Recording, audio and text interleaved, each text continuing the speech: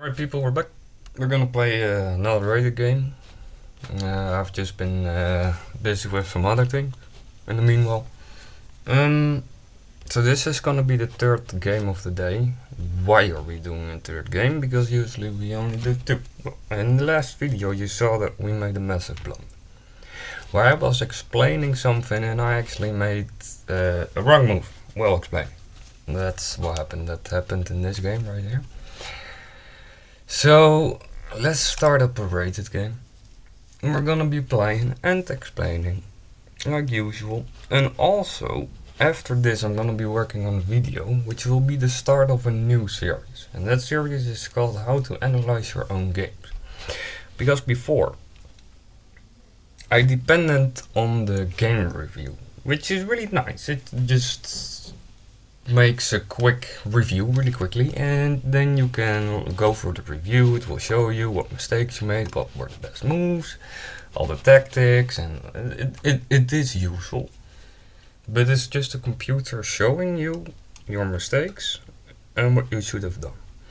Well, I depended on that to 1300 elo, and it got me pretty far. Also the use of courses and lessons and all that kind of stuff. But what really helped me improving like really fast, like I'll show you where I started using it, is analyzing your own games.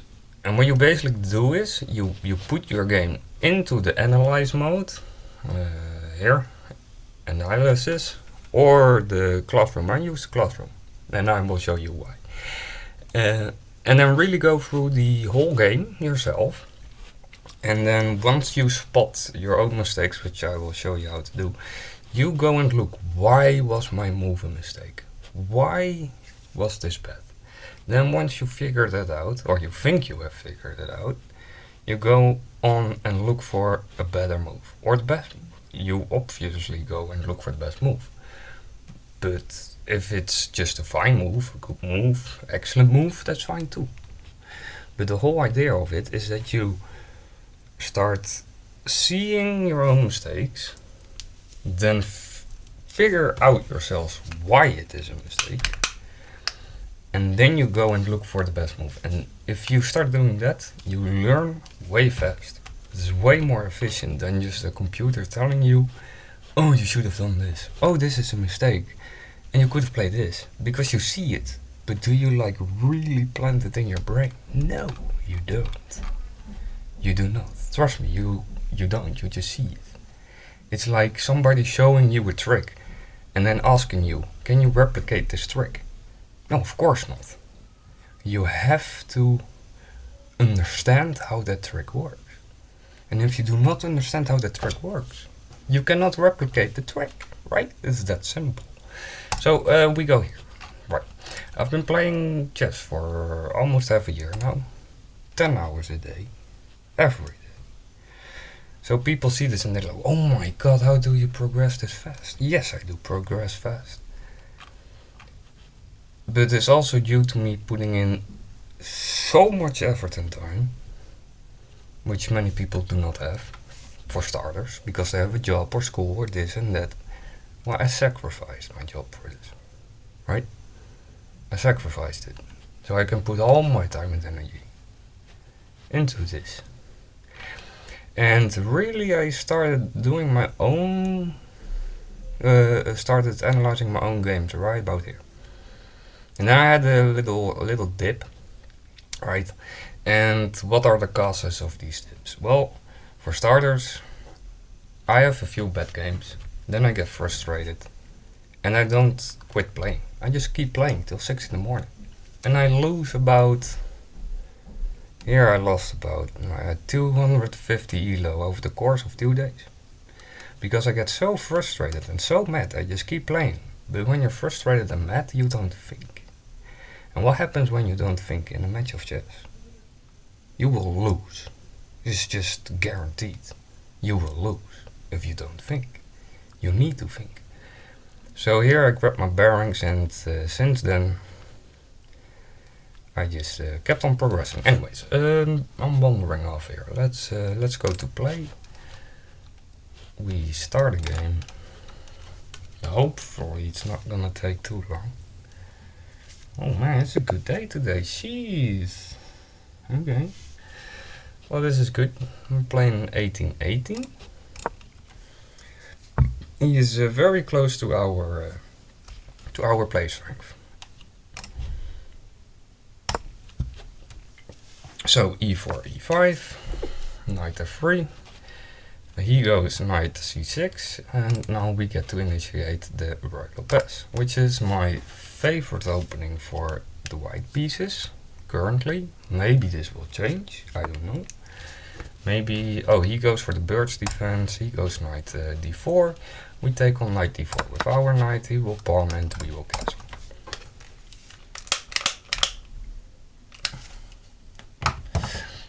So that happened. He went for the bird's defense.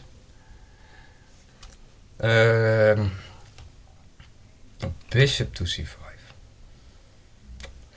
I do not see this move often.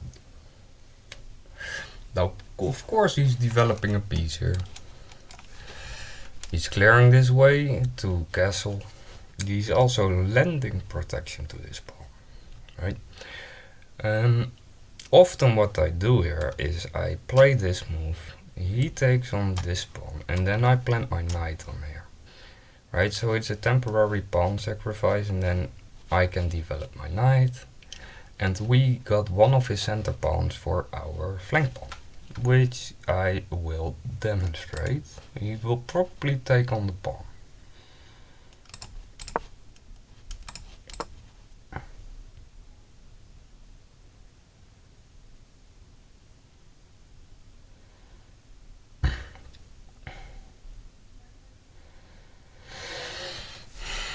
He's using some time to think, which is fine.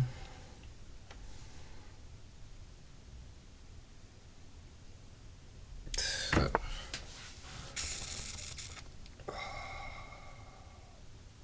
My stomach, it's still acting up.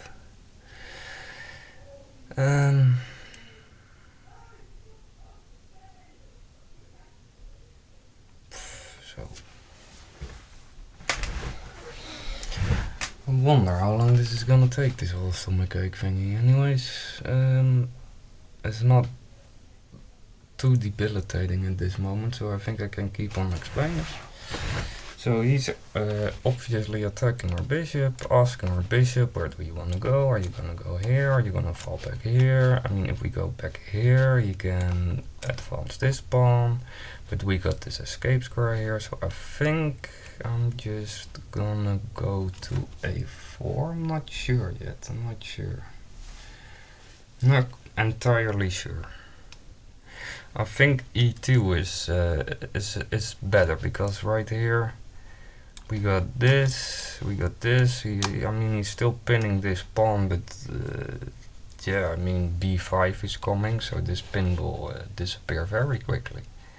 And if we plant our bishop right here on e2, we got a way more active bishop, right? Do you guys agree? I think e2 is the best move here instead of going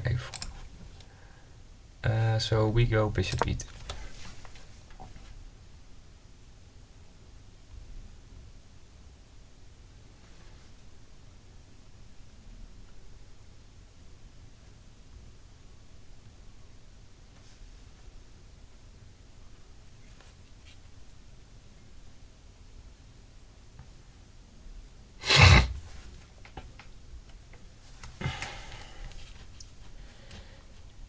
I think he's gonna take on the pawn, to be honest.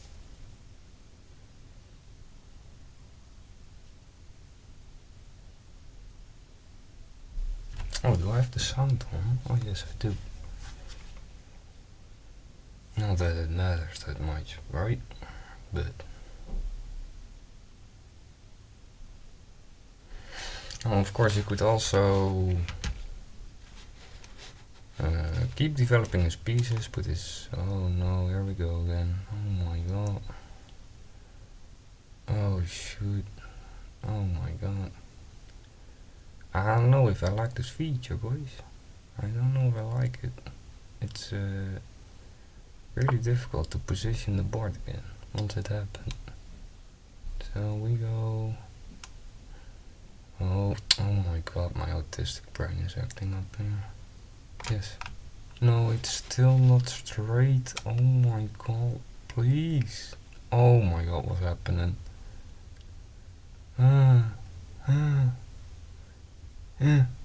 Yes.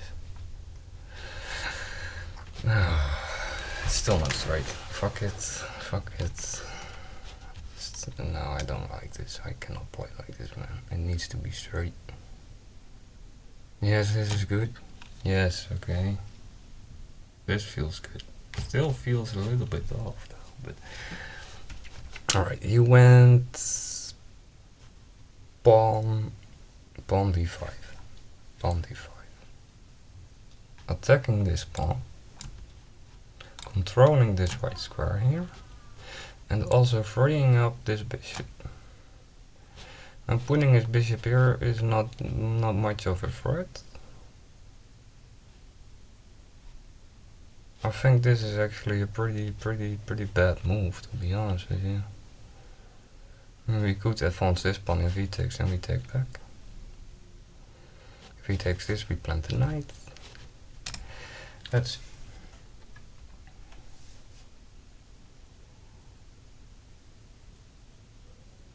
Or we just, if we take this, then he takes that.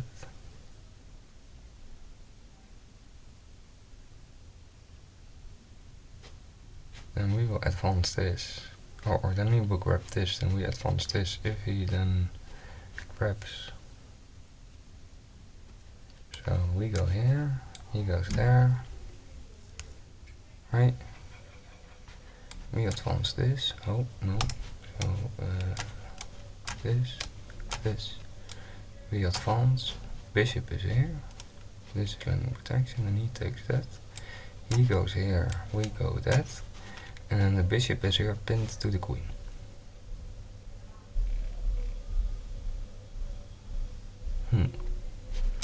I think c takes d4. That's my guess here. We put our flank pawn in the center. He's gonna take on with the bishop. Must. Or he develops. Or he goes back. I think maybe he's doing this, because if he takes on.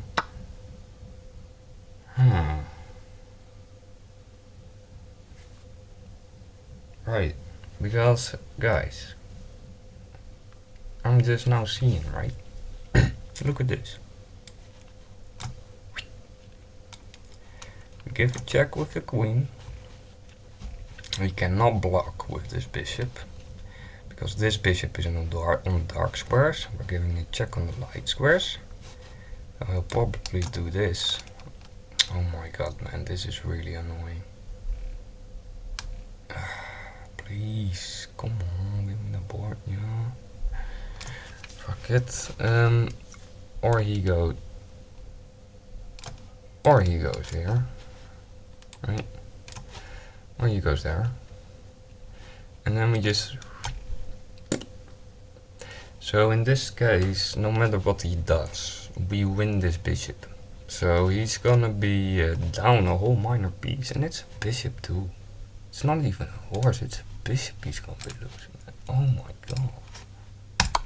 That's gonna hurt big time. And then he can't even take on this pawn. Because then I just take his queen, he's gonna lose castling rights. He'll be in big trouble. He absolutely fucked himself here. Look at this guy. So even at this elo, right? People make insanely stupid mistakes. Now I must say I didn't even spot it myself before he took on. But once he took on, it became clear, like you should see it in an instant that was gonna happen. And that's what I mean, people, with take your time. I mean, for that move, right? The bishop takes d4, right? He used 23 seconds for that. Now if he had taken 1 minute, he would surely have seen that that will be a blunder. And now he's just down a minor piece. Now he can take on this because this bishop is here. But then we just give a check here. So tunk, tunk, tunk, and then probably put the knight there or something, and then he can castle. But I also want to keep developing my pieces. I want to lift this pawn, so I got this diagonal free. And then lift and one. Go here. I mean, I don't necessarily want to go here, but it's just to indicate the diagonal, freeing up. I want the horse here. I got ideas of taking on this pawn because now it's just a free pawn. I mean, how is he gonna recapture it? He's not. Probably put the knight here or something.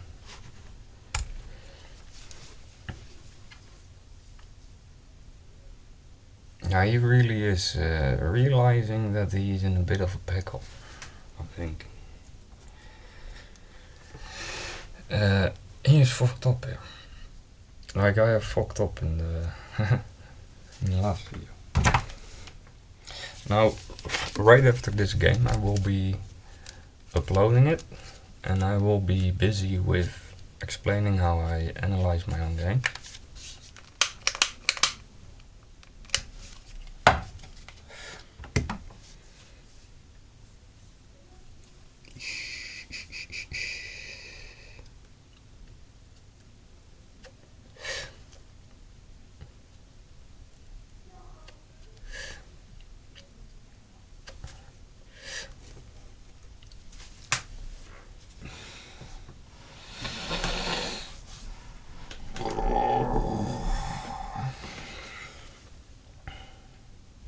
Now it's actually pretty fun, right?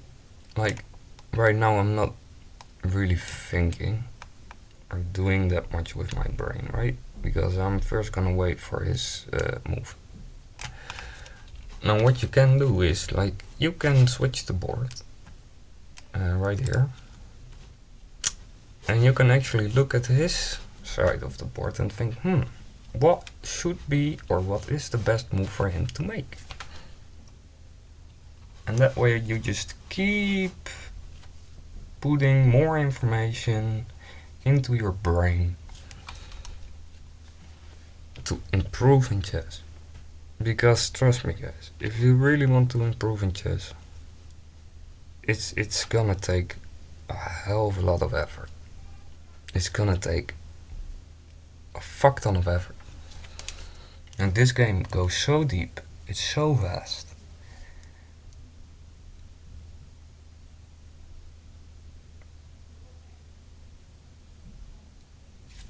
But anyways, I was talking about what should be the best move for him. So what do you guys think? So put in the comment section on move 10, what would have been the best move? Now I think this could be a very good candidate. D takes on e4,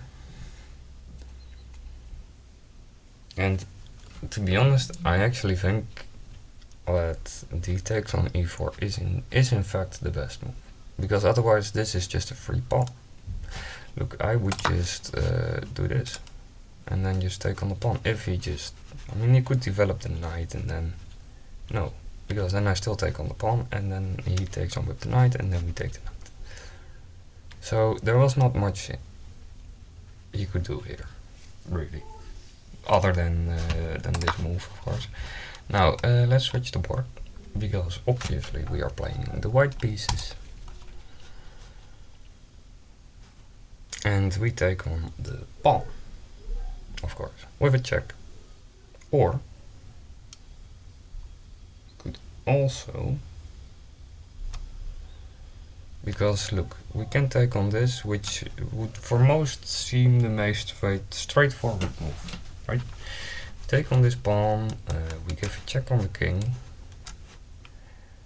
and probably he will develop his horse here, block the check, and then he can castle, right? So we are actually helping him develop his pieces.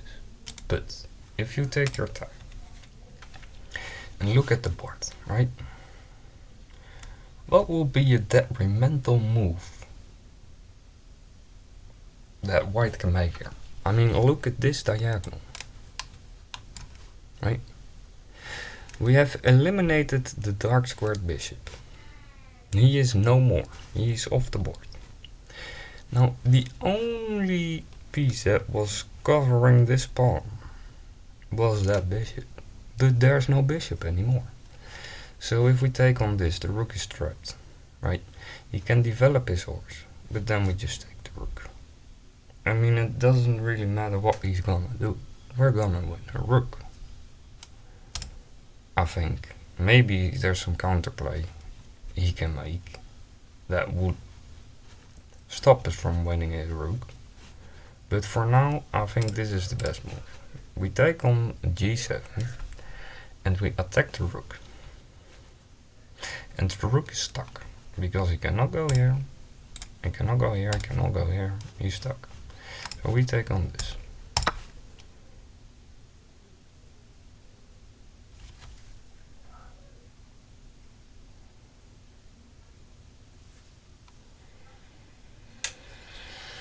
Now he could go, the best move for him is to actually go here, attacking our queen. If we take on this, he takes on our queen and he basically wins a queen, right? So I was talking, I don't see much counterplay, but of course he has counterplay because he goes here, and then if we take on this, he just oh my god, man, this keeps happening. I need to get used to this. Do not grab the piece too close to the edge.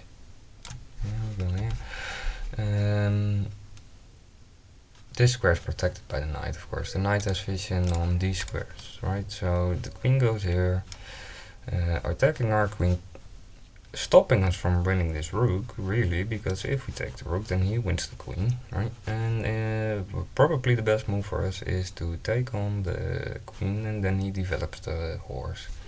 And then it's actually not all that bad for him. We just won a...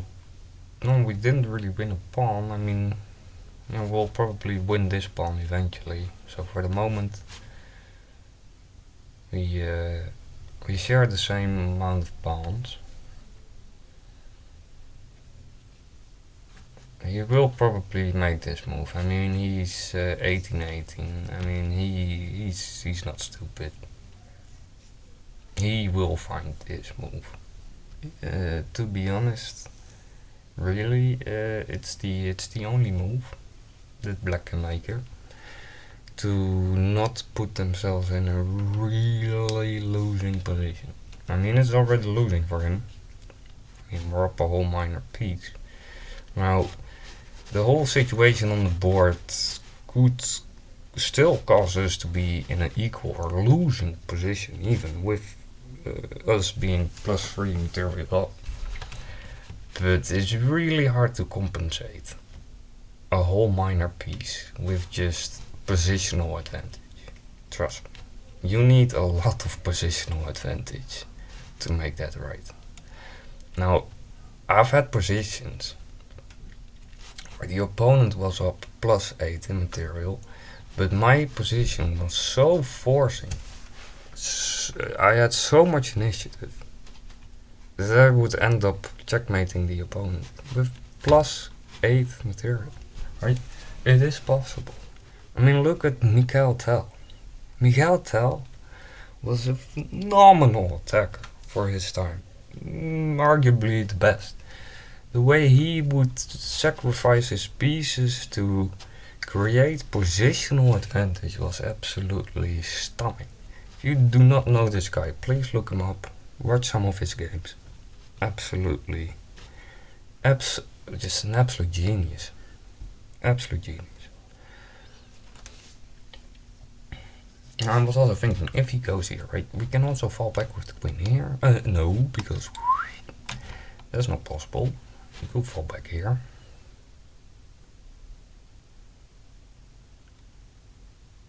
I think that's the only option we got then. Here we would lose queen, lose queen, lose queen. So if we want to avoid the trade, we could go g3.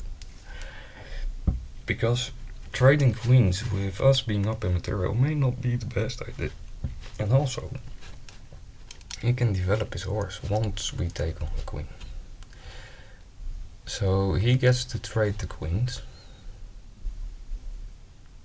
And also develop a piece. Now, the other side of the coin is that once you're up in material, it's actually good to trade down pieces, because you will simplify the position and ultimately you will just create an easier time for yourself to win the game.